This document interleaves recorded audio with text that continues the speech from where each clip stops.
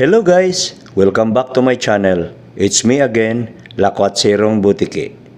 Mula doon sa makasaysayang simbahan ng Paumbong, Bulacan, ang St. James the Apostol Parish, nakatawid na ako ngayon dito sa makasaysayan rin na simbahan ng Plaridel, Bulacan, ang Parokya ni Santiago Apostol. Samahan niyo ako dito guys!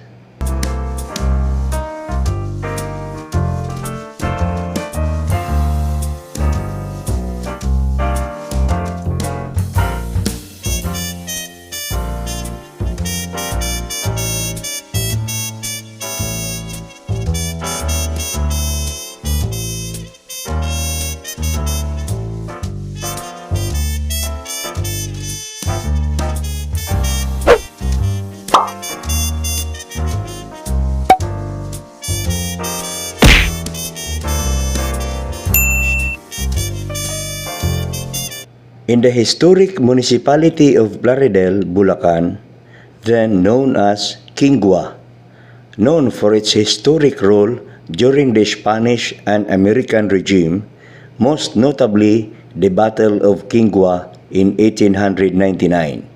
The brave men and women of Plaridel took its pride to their miraculous patron saint that guided the municipality of Plaridel for centuries, Santiago Apostol.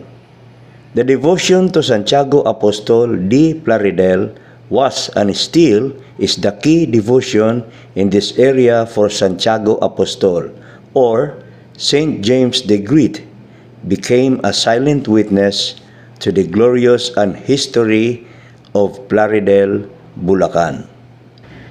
There were two images of Santiago Apostol venerated in Plaridel, Bulacan. The original image venerated in a chapel in Sipat, and the parish image enshrined at the main altar of St. James the Great Parish in Plaridel, Bulacan. Both images presents St. James the Great riding on a horse, wearing an armor, brandishing a sword, trampling a more conqueror.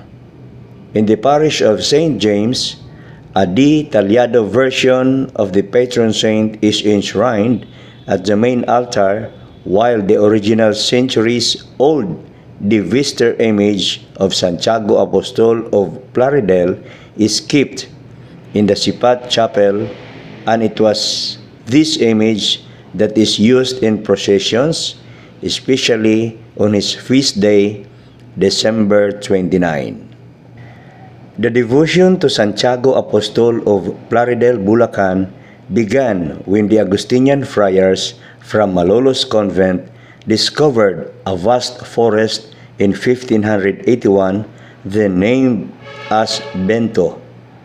This would later be known as Quingua. Quingua was established by the Augustinian friars of Malolos, who initially named it Encomienda Bento. Barangay Bentog got its name from this settlement.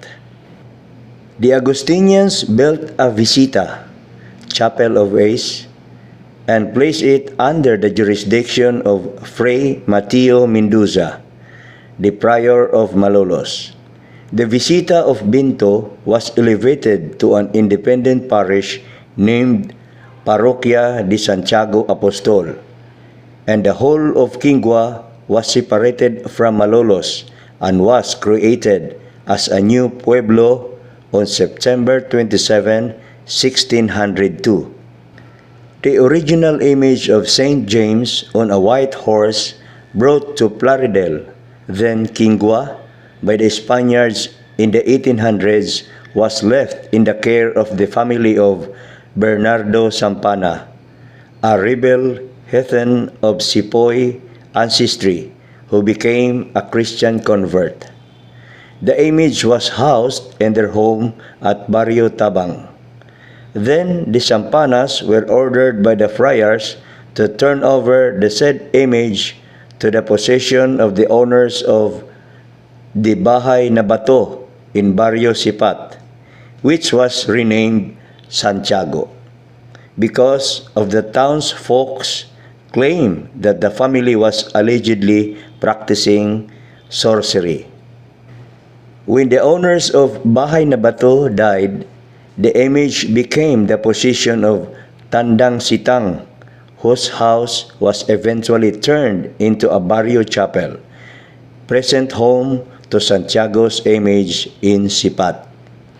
A fiesta for horse lovers is the popular two-day celebration called Pintakasi ng mga Kabalyero, or more popularly known as Salubong, held before New Year's Eve in Plaridel, Bulacan.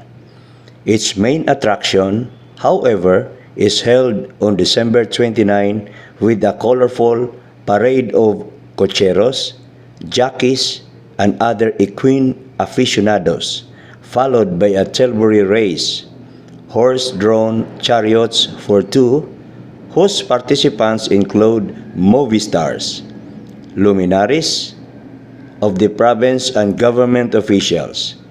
The 400-year-old tradition became one of the most awaited in Plaridel in honor of the feast of the translation of the relics of Saint James to Spain.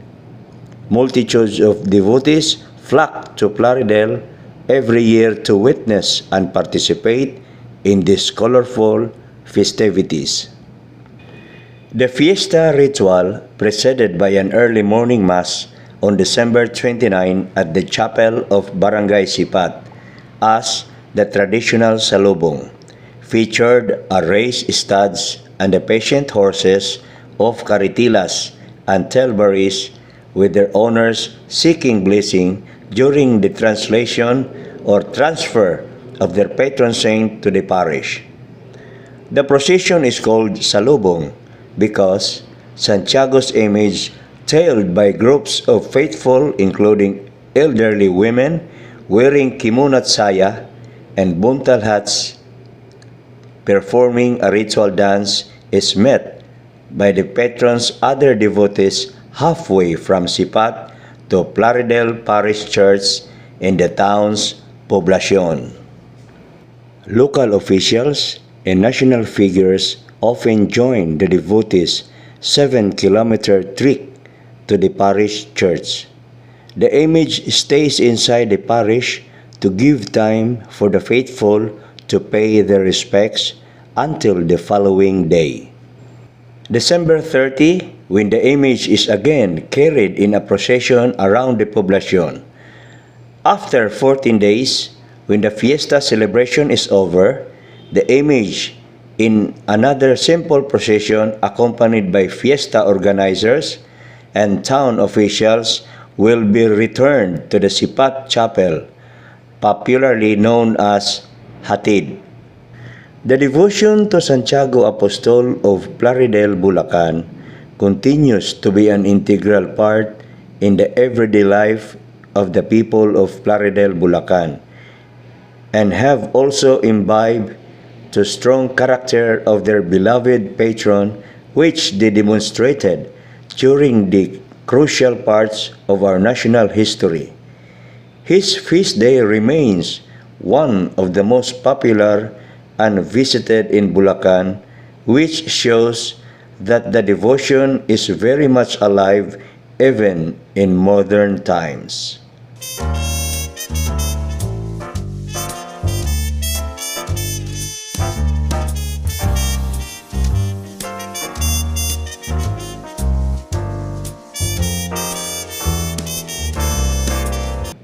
Here is the prayer that the devotees pray in his honor to ask for his help and intercession. Mahal na patron naming Santiago Apostol, mula sa pagiging mangingisda, tinawag ka ng Panginoon upang mamalakaya ng sangkatauhan na bubuo ng Kristiyanong sambayanan. Tulungan mo kami upang madinig ang tawag ni Kristo sa aming buhay. Naging saksi ka sa mga mahahalagang pangyayari sa buhay ni Jesus. Makita nawa namin sa aming paligid ang masaganang pagpapala ng Panginoon. sa iyong buhay, tinanggap mo ang kalis ng paghihirap. Tulungan mo kami na maging matatag sa gitna ng mga pagsubok at ng hamon ng buhay. Tulungan mo kami sa aming mga pangangailangan. Pagalingin mo ang aming karamdaman, patatagin mo kami sa gitna ng aming kahinaan. Dinala mo ang mabuting balita sa ibang bayan, makatulong nawa kami sa pagpapalaganap ng simbahan sa aming paglalakbay. Ikaw nawa ay aming maging gabay upang ang lahat ng tukso at kapahamakan na dulot ng kasalanan ay aming mapagtagumpayan. Nang sa gayon, kami ay makarating sa makalangit na tahanan. Makasunod nawa kami kay Kristo tulad ng pagsunod mo ng buong katapatan hanggang sa huling sandali ng aming buhay. Santiago Apostol, ipanalangin mo kami.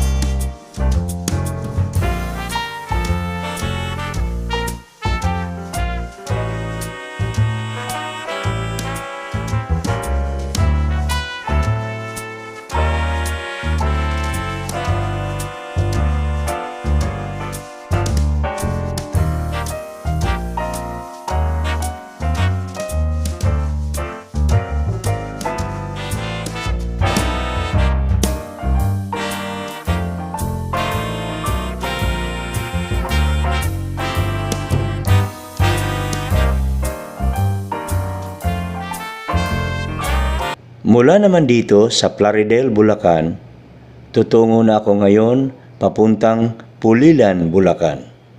Isang makasaysayan rin na simbahan doon ang pupuntahan ko, ang Diocesan Shrine and Parish of San Isidro Labrador o mas kilala sa pangalang Pulilan Church.